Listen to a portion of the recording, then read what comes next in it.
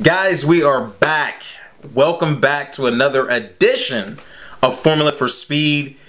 Babyface, we are here to review the very exciting, unpredictable race in Baku. Yes. Guys, let us know in the comments what you thought about this race. This was crazy for me. I'm going to start this off by saying I don't like Pirelli's tires this year. We've been saying that for a while. Don't like them. I feel like Max was robbed. Let you start off, babyface. And I'm not even a Red Bull fan, but he was robbed, and it wasn't even his fault. Well, let's just say that the podium, had I seen the podium, which I didn't, had I seen the podium before the Baku race... Wouldn't have believed it. No, I would have been like... But guess who was on there? Guys! Let's get there slowly. Let me step back. So Baku, qualifying. We had 4 red flags. 4 red flags. The first one with Lance Stroll. And the second one with George Russell almost didn't make it out to qualifying because the team had to replace the power unit. Yes, they did. So hats off to the Williams team that pulled this off now. Granted, perhaps the first red flag was really beneficial to them, giving them a little bit more time, but still, amazing job on their part. The second red flag was for Giovinazzi in the Alfa Romeo. The third red flag was for someone that was actually running very well in qualifying. And... who was it, babyface? It was Danny Rick. What's Danny Rick? Was. It's okay. We're gonna be alright. Danny Rick's gonna be alright, babyface. And then the fourth one was for Sonoda and Sainz. They didn't touch, but the red flag came after. Both of them just... I believe they were playing games, trying to see who was gonna punch the air for the guy behind. Nobody wanted to go. So how did you? And guys, let us know how you felt about qualifying. The 4 red flags. Do you all agree with a comment Alonso made, stating, what did he state, babyface? If you get a red flag in qualifying, you should get grid penalties in the race? Yes, that is what he said, and I couldn't disagree more. Disagree with it? Okay. Absolutely, I disagree with it, because let's face it, these guys aren't trying to, on purpose, crash their cars and create more work for their team and themselves. Right.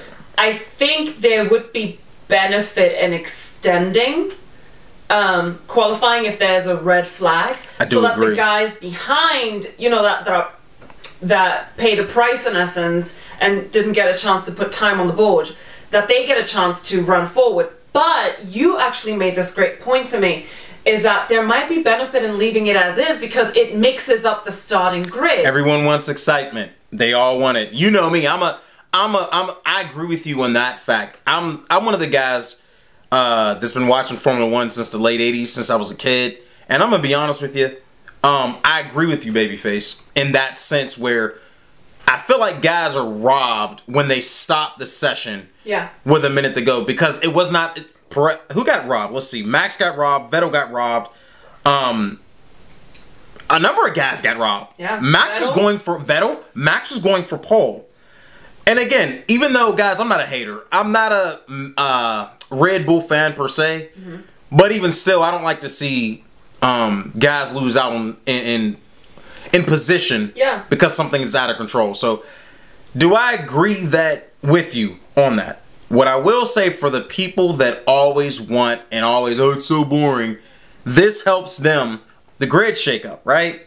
But let us know in the comments, guys, how did you all... Alonso stated there should be grid penalties for red flags in qualifying. Do you agree? No, it's like double penalizing the driver.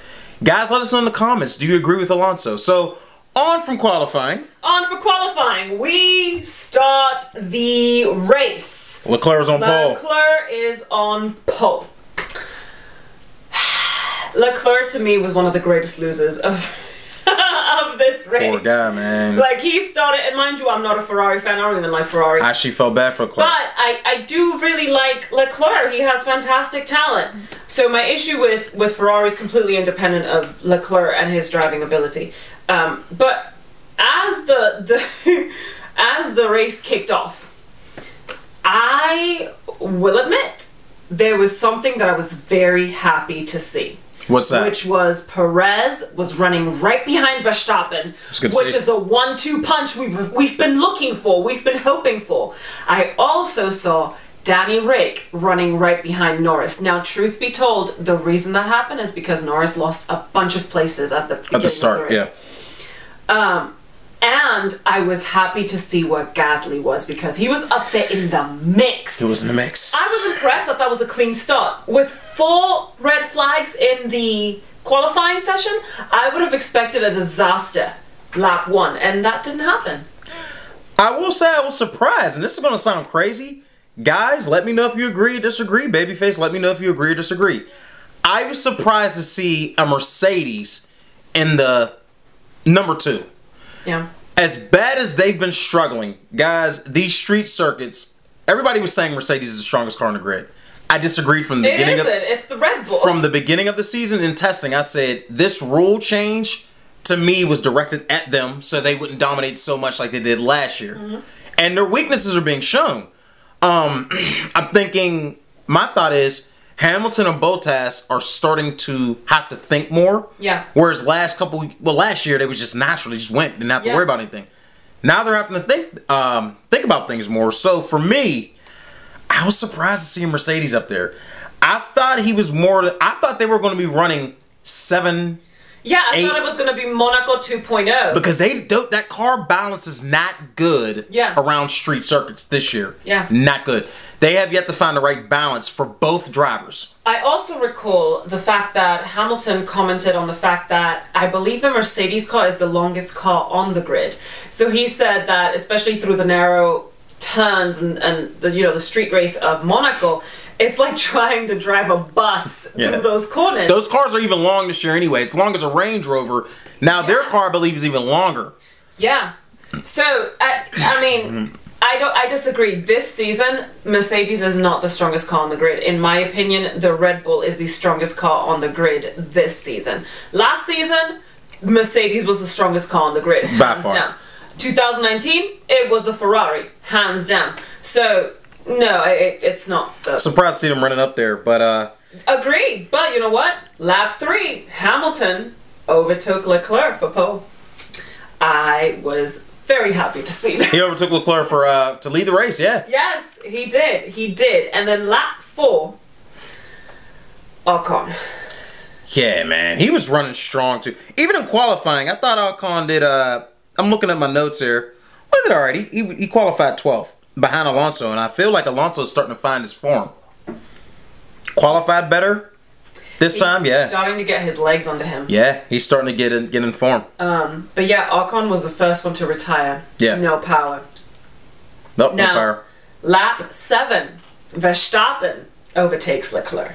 Not surprised about that at all. And so now we are back into the championship, battle where you have Hamilton and Verstappen going at it. Verstappen right behind him, and I thought Verstappen should be able to overtake Hamilton by the end of this race because, again, the Red Bull, in my opinion, has the better car. And Perez is running up there with him, so the strategy is in their favor because Bottas is running 10th. Lap 8, Perez passed Leclerc. Wasn't surprised about that, yeah. You had two Red Bulls chasing Hamilton, which in my mind, Red Bull must have been losing their minds because this is what they've been wanting. This is the first time since Danny Rick left that you have Max backed up by a teammate. Right. And being able to play with the strategy to make something happen. I was so geeked when I saw that. I was happy to see that. It was good for Perez and his confidence. It was good for Red Bull fans. Let us know in the comments. Yeah. Are you happy to see your number 2 driver actually being able to out-strategize Mercedes because they don't have the 1-2 punch this shit? That car for Mercedes is not. Yeah. It's not that great. Yeah. So they're taking advantage. Yeah. Yeah. Somewhere in there, this is kind of a little bit of a sidebar. I was really excited about seeing Yuki Tsunoda come on the grid because here we have a Japanese driver coming on, and it's been a little bit since we've had an Asian driver on the grid. Japanese guy, yeah. Wow. When I may be mistaken, but I thought he said when he got a message from his engineers or his people, I thought he said I am. Shut up. And I thought, wait a minute. This is the second team radio I hear of you. And, sir, you need a little bit more tact and respect. You are a rookie. An entire rookie. You are yelling at a team of engineers and pit crew and pit wall guys that have been there before you. You still have not earned your stripes. You haven't, in my opinion, there's never an excuse to be rude.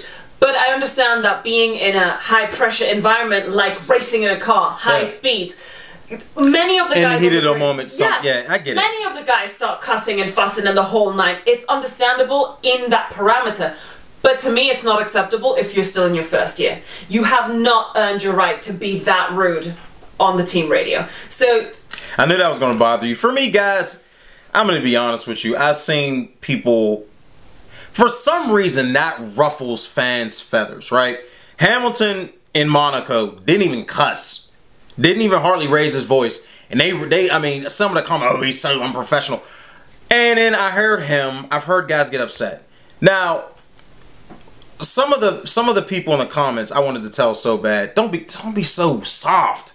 When guys are in the heat of the moment, things come out. Yeah. If you don't like that, don't watch any sports. Yeah. Because when you're competing at that high of a level, things come out. You get frustrated. Was I mad that he told the guys to shut up? No. But now, I'm going to be honest with you. Do I think...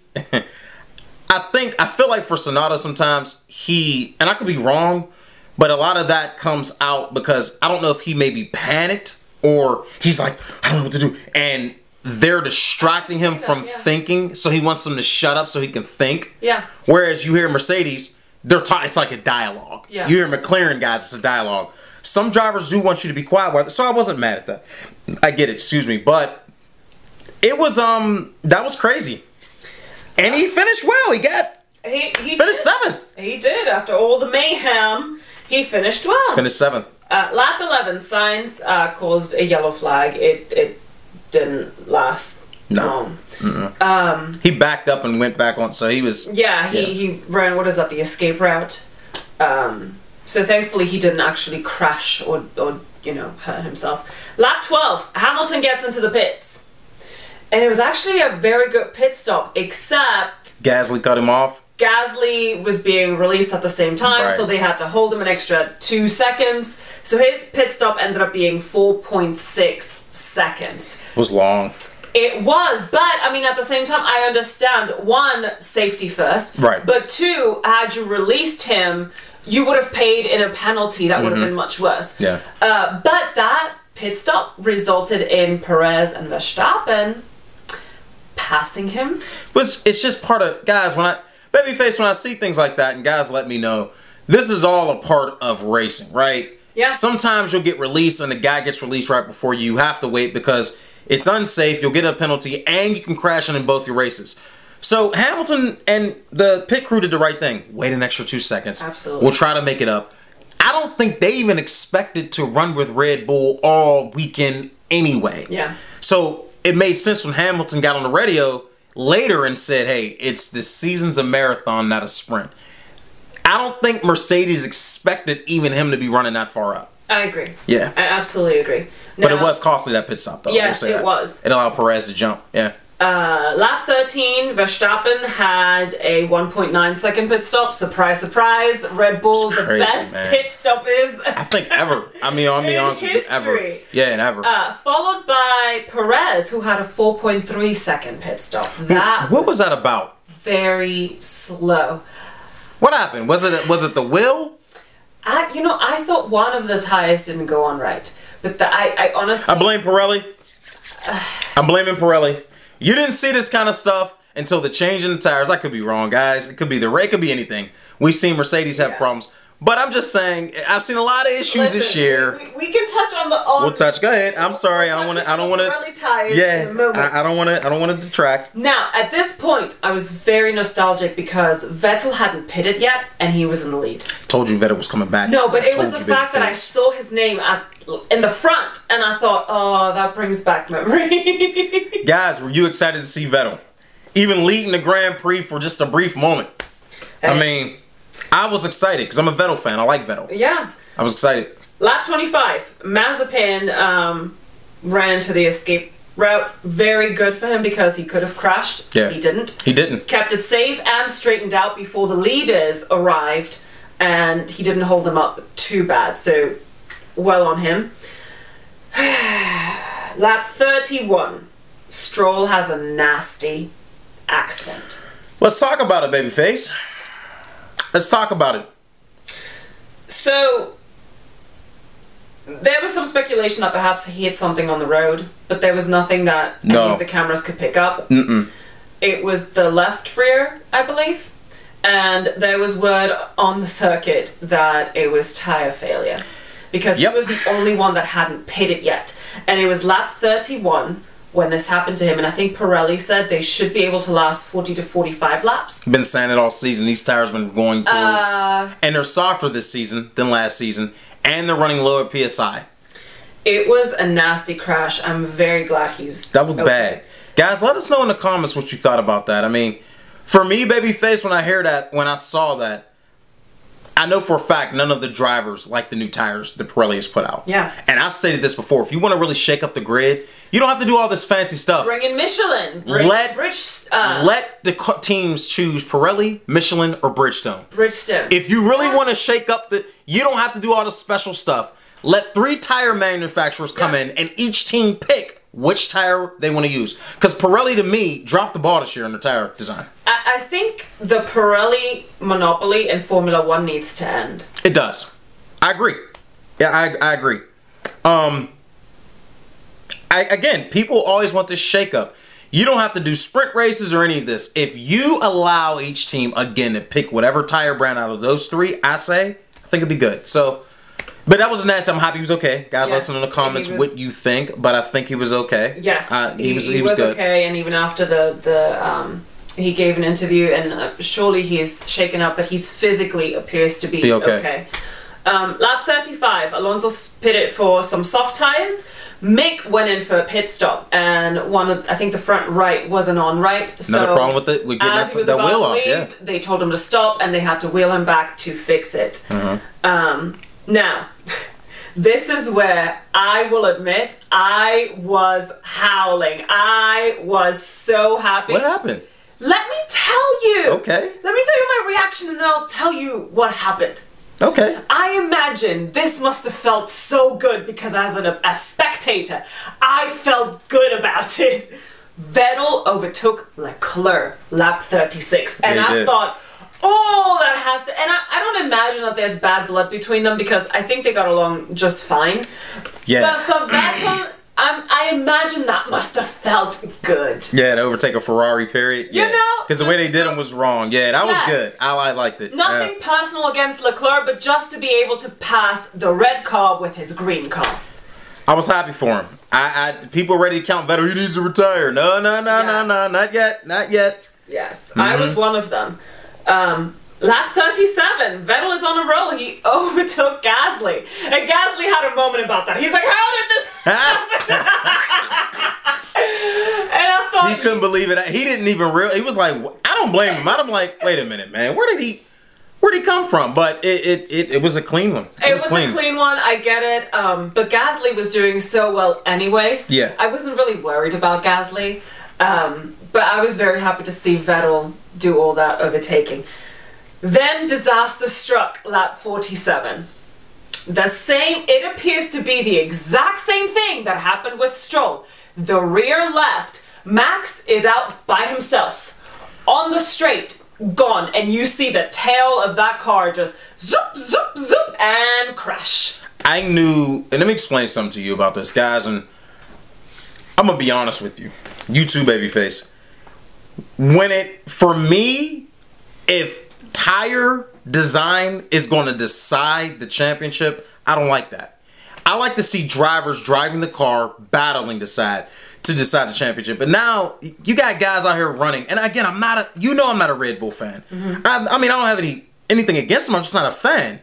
But Max should have won that race. He should have. And for that to happen to him when he's running like that, that's unacceptable. FIA looks into every little thing. They look into people's wings and if they bend a millimeter this way or that way. Yeah. Do all these things. They need to focus their attention on that tire. And go to Pirelli and say, guys, that crash could have been worse. Max's could have been bad. And that is my main concern. These guys already know, and it's a given, they get in that car and they put their lives at risk for our entertainment and for the sport. But they're adding to it. But to have a tire that's not reliable, like that one. If you heard, once that crash happened, red flags came out. Which the Red Bull pit wall called over to, the stewards and said, A, there was no warning. There was nothing, we had no idea that was going to happen. So if that is what happened, imagine what these other guys it might happen to anybody else. It's a safety issue. Right. And what if it happens in a part of a track where it's not on the straight? What if it's in a corner? It could be really nasty. It could really hurt one of the drivers. It's now a safety issue. And so I'm grateful that they made that call and now we have a full stop. The race gets stopped. Yeah. Give a chance to the drivers to change the tires as they need to. Right. But, I mean, it happens. You and I briefly talked about this. It has happened to plenty of drivers when they're out front that they get robbed of a win, either because they're, like with Leclerc, it was his power unit died. Remember that? Yeah, I do. He was out in the desert in the middle of the night. He should have won that. He was still brand new to Ferrari, and that friggin' car just died. It has happened to Hamilton. Now it's happened to Verstappen. It happens periodically where someone's running really late or really well, and they get robbed of the win. So, is it probably going to happen again in the future? Absolutely. My thing is the reasoning for it. Agreed. Because these tires, I think the integrity of the tire is compromised for this season. And I'm going to be honest with you all. Agreed. Guys, let me know if you agree. Babyface, let me know. Agreed. I don't think this is the last of this issue we've seen throughout the season. Absolutely. And I hope there's not worse crashes. These tires are not up to snuff when it comes to integrity and the structure of them. That needs to be addressed. And I'm sure the FIA is going to look into it, and they're going to come up with a solution that they deem acceptable. But I honestly am of the opinion that the Pirelli monopoly in Formula One should end. Somebody should say, if you guys can't figure out how to deal with the cars this much downforce, we need to go in another direction. But it wasn't always like that. It wasn't always but they just said they Pirelli. changed. It wasn't. It wasn't always Pirelli. But again, when I see a guy lose a race because of it, and it's not the only one this year, and all the drivers have stated these tires are not good, something needs to be done. Something needs to be done. I agree. So after that, there was a standing start. Yeah. You have Perez starting from pole. Yep. Hamilton right on his tail. Right, and I thought, oh my goodness, now at this point I'm thinking, I really want Perez to win. Like, I'm a Mercedes fan, but come on, this would be awesome. Yeah. And sure enough, Hamilton, he made a mistake you could see his brakes were already fuming before he even started. So he just completely drives off the road, and off he went. He hit I believe he hit a button. It was like a fat finger problem or something. Happens. I mean, he rarely makes mistakes, but it happens. He's not perfect, but it does happen. That last little bit, the battle between Gasly and you had Lando in there too. Lando was ready, Yes, Leclerc was in there. Vettel was in there. All of that to culminate in the podium of Perez winning. Mind you, when he crossed the checkered flag, they told him, stop the car, stop. He couldn't even, take the car to, where they park it in the pit lane. He had to be driven to the pit lane. He would have not, imagine had that been one more lap. He wouldn't have made it. Do you have any idea how crushed we would have been? Yeah. But he wins the race, followed by Vettel. Vettel ended up second. I lost my mind. That made me happy to see him back on the podium. Because no one, guys, and Babyface will tell you, if you go back to the beginning when we first started this channel, how many people that we were reading were done with Vettel. And I was one of the few saying, he's not done. He has a lot left. To see him get on that podium, I felt like I wanted to go to everybody and say, remember you said he was done? Do you remember when you counted the guy out? I will say this, though. When I was happy, who thought the top three that were on the front three grid places wouldn't finish in the top three? Leclerc, Hamilton, and Verstappen. Verstappen. Who had them not finishing? Two of them not finishing. And none of them were on the podium? You know, if I was Verstappen, I would have been like, okay, it wasn't my fault. If I'm Hamilton, I'm sick. Yeah. Because that was completely an error that he rarely makes. Yeah. But I think it was good to see, because the standing in the championship stayed the same, right? Yeah. Between them two. Yeah. Mercedes has dug themselves an even deeper hole for the constructors, so they need to come back firing. Absolutely. Still a lot of racing left. Yes. But when I saw Perez, Vettel, and Gasly, I was happy to see it. Gasly was third. I was so geeked for him. Vettel number 2. Vettel! Yes. It was overdue. It was long overdue. He hadn't been on the podium since what, 19? It's been a long time, yeah. 19. It's been a long time. 18, we were used to seeing him and Hamilton 1 and 2, mainly him. So when I saw one of the comments, the guy was like, well, the Ferrari in 18 was all motor. No. Couldn't have been all motor. Because until the crash in 18 that Vettel had at the German Grand Prix, they had the championship on lock, I felt.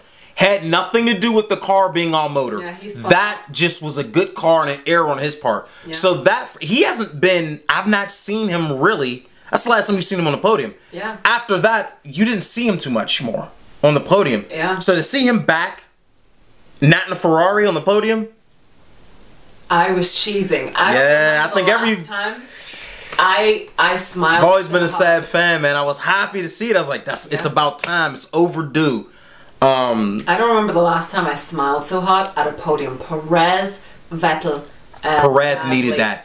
Perez needed that because people were starting. Red Bull. Yeah, one of their head guys needs to step up. Yeah, hey, man, look, he hush, did. Sir, hush. He is the best driver you have had since Max and Danny Rick. Full stop. I will say this: I'm confused because. Do people not realize it's a long season? We're not even halfway through and people are panicking. Oh, these guys are going to fizz up. They're not good. Well, wait a minute. Let's look at it logically. We're not even halfway through the season. There's a lot of racing left. But he's also been doing much better than anyone else you've put in that second seat. Yeah. So, hush. Let's look at the... He's delivering. Let's look at the standings right now. So right now, Perez... it's number 3. So all the chatter and he's not doing well, Red Bull is getting what they want. They're splitting like I told you. And guys, if you go back and watch the videos, I said Mercedes would be split this year. Yeah. It's not because that Red Bull car is good. Yeah. Now that we're going away from the street circuits, Mercedes has a lot to walk away and think about. I think Hamilton, he's been in this position before. He'll be fine. I think that car, they need to do some things and try to get some things together. Agreed. But Red Bull is 1 and 3. Lando's 4. Leclerc's 5. Bottas is running 6th. Yeah. I told you I was worried about Bottas. It's not his fault, no, though. This is not his fault. That everyone knows. If I hear one more person say Merc has the best car, listen. It doesn't. Straightaway speed, they have some power. Yeah. Other than a drag race, they have nothing on the Red Bull. Yeah. Other than a drag race. And I doubt they have them on a drag race, honestly. Because Mercedes had an upgrade to the power unit. Red Bull still has yet to touch another engine. Yeah. So new engine on new engine, I don't even think they have them on... To me, I don't think they do. Yeah. Through the corners, through the mids, all season, you've seen Red Bull dominate. Plus, the Red Bull seems to be more balanced anyways. Much more. But the rule change took away the tech advances or tech advantages that Mercedes had. Yeah. It was purposely done. We know that. So they wouldn't dominate. But it's interesting because I'm looking at this and I didn't expect Bottas to be running 6th. Yeah. Danny Rick's running 10th. Lando's running 4th. A lot of racing left. I want to see. I'm not going to bring that back up, that situation back up, till after summer break. Which situation? What's going on with my team. Oh, okay. If I'm worried about it, I'm going to see what he does. Until summer break. Until summer break. Okay. I think Alonso's found his form. And I really want to see through summer break what he does. Because I'm worried about him as well. Cool. Bottas. Oh, yeah, definitely. And honestly, Mercedes has to figure this car out, man. They're working hard. Did Hamilton get a fat finger? Yes. But I think he was thinking a lot. Agreed. So, with that being said, the front two are still at 105, 101. Third place is 32 points behind. So, this is... The front two walked away with nothing. Max and Hamilton walked away with nothing. Yeah. Still remains the same. A lot of racing left. How do you feel about... And guys, let me know in the comments. I know a lot of people don't like Hamilton. I get it. I understand that. A lot of people don't like him. A lot of people do, but a lot of people don't like the guy. Well, it doesn't matter, frankly. And I don't mean to be rude about this or harsh, but it doesn't matter if you like him or not. He's a 7-time, 8-time... Guy called him the luckiest... God, here's what makes me mad when people make these comments. 8 world championships, lucky that. 7, you get. Listen, no one. That's an insult to every other driver he's beaten throughout the years to say he's and lucky. He's probably gonna get his 8th too. But listen, if you're gonna call him lucky, then where are the other lucky ones? Because if Lady Luck is that abundant, let's be clear. This Mercedes car. Since late 19, we could say clearly the best, right? Before that, you couldn't say that. Ferrari was clearly the best car on the grid like they've been for years. So when I hear people bring up, again, I'm reading through the comments, guys, let me know what you think. When I hear people bring up things like, oh, Alonso didn't have the best. Alonso had one of the best cars on the grid when he won, when he beat Schumi. You can say he had the best car on the grid. Yeah. Kimi's 07 championship, he had the best car. For me, top 2 on the grid. Again, I have yet to have anyone out-argue me or out-debate me on what driver that ever has raced Formula 1 didn't win with the best car. Well, it depends on how... You probably want to define that better because 2019, the best car on the grid was the Ferrari. And because of driver and team errors, it didn't win. It was the Mercedes that won. True. I'll say this. Let me reframe that. But you have to have at least a very strong... You have to have the top one... You got to be one of the top 2 teams to win that shit. Yeah. And let's be honest. If you go back, Senna didn't want to race for a team if they didn't have one of the best cars on the grid. So let's just be clear. Before you get on Hamilton, Senna went to McLaren because they had the best... Still statistically... That MP44 is the best car to ever race in Formula 1. Yeah. He did not want to race, neither did Prost, in a car that wasn't good. Yeah. So let's just be honest, guys. I mean, when I see comments like he's lucky, dude, no one gets that lucky. No. Even the drivers from the past, the commentators have stated, it's skill. When Niki Lauda can give you props, and Schumi, before he got injured, back in 12, said this kid's gonna be special. Yeah. I don't want to hear, especially from people who've never driven one of those cars. Yeah. If you don't like him, say you don't like him. But to start talking crazy and saying he's lucky or unlucky, whatever. But I will say, this year it's not the best car on the grid. It isn't. So your teams are back against the fence a little bit because I'm looking at the constructors and babyface. It's 174 to 148. There's a lot of racing left. Yeah. It's going to be a tight season, but frankly, this is why I love the sport, because things get nail-biting, they get exciting, they're like this, this Baku race, so unpredictable. Right. And for those that say that it's constantly boring, listen, we've said this over and over again, this horse is beyond deadbeat. This race proves it. It can quickly change, and I don't understand. I understand being a team fan, and like, I remember feeling, because I don't like Ferrari, I remember when Ferrari was dominating. I wasn't happy about it, but I still love the sport. Man, did they ever dominate? Listen. In the early 2000s? Yes. They were untouchable, man. I remember when they revealed their car, was it 2002 or 2003? Yeah. One of those years, guys.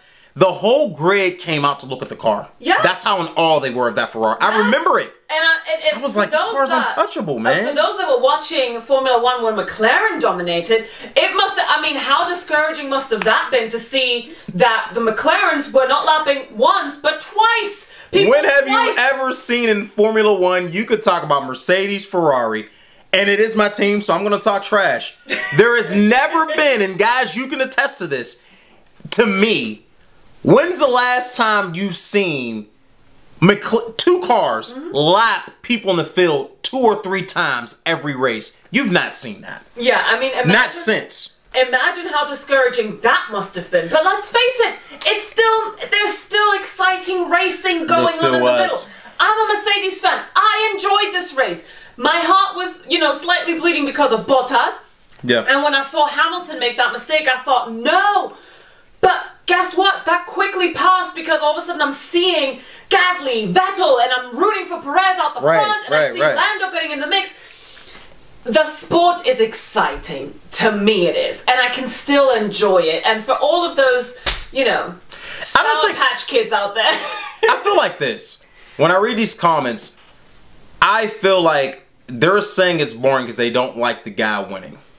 Yeah. Because I remember... Or the team winning. Or the team winning. Yeah. Because I remember in the NFL, when the Patriots kept winning, people hated the NFL was boring. They hated Brady. Because you didn't like the results. You didn't like the results. Beat them. Right? Yeah. They said they cheated. All right, cool. But my thing is, this is an exciting year this year. It is.